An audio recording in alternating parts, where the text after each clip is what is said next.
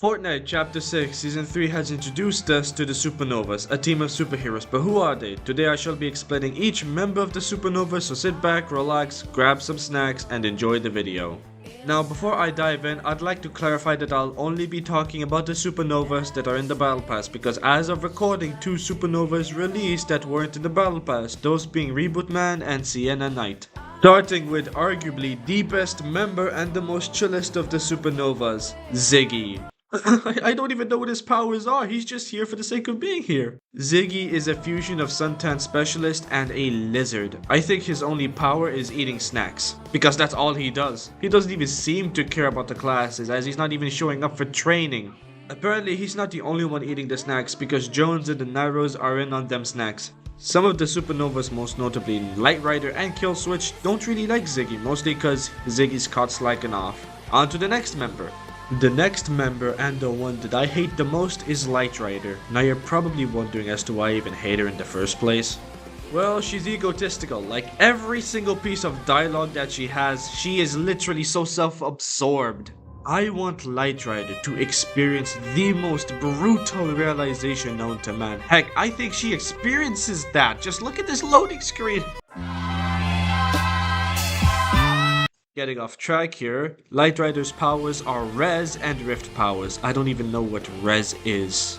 Lightrider is mostly a solo player. Yeah, she's that one teammate who pushes an enemy squad on her own, and she's horrible at being a team player. Because, like I said earlier, she has a big ego. By the way, I can't wait for that big ego to get crushed. Moving on. Our next member is Synthwave. Synthwave has musical powers, and from the looks of it, everyone seems to be chill with her. The Nitros, on the other hand, thinks that she's too nice and needs to be ruthless. According to Hope, Synthwave needs to keep it balanced, meaning that Synth tends to go overboard with music. That's literally all we know about her. On to our next member. Our next member is the literal personification of never judge a book by its cover, and that's Killswitch. He is that one guy who looks intimidating on the outside, but on the inside is a softie. Killswitch doesn't even have any powers, I swear to god, this is literally his audition to the Supernovas. My last name Blitz, so I'm picking the tool up. Blip, gang, gang. My stepper gon' brush him if I press the button. Drippy disgust, drippy disgust. The blick in the duffel, it came with a muzzle, so why would I touch it? So why would I touch it? Down. When the Death Star hit the Spirit Realm portal, it only enhanced his suit. It didn't give him any new powers.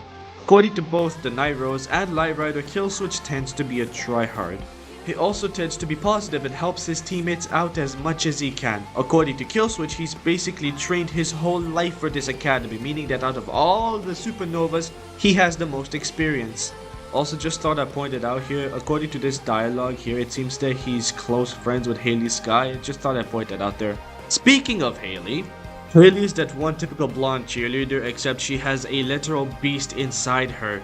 She seems to be chill with everyone, however her issue is that she relies on the beast way too much and even makes excuses about her behavior, saying that the beast did it or something like that. Many of the instructors at Supernova Academy want her to also use her own brain as well as the beast's brawn. Our final member of the Supernovas is Morgan Myst. Morgan has shadow powers and shares many similarities to that of Hope.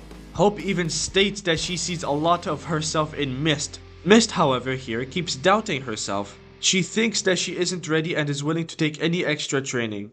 I also want to point out that Hope has spray painted her, and whenever Hope makes art of something, that always ends up being important because Hope can see the future through her art. Another thing that I find interesting is that out of all the Supernovas, she is the only one that's paying attention to Midas's schemes. Midas even knows that she's watching him.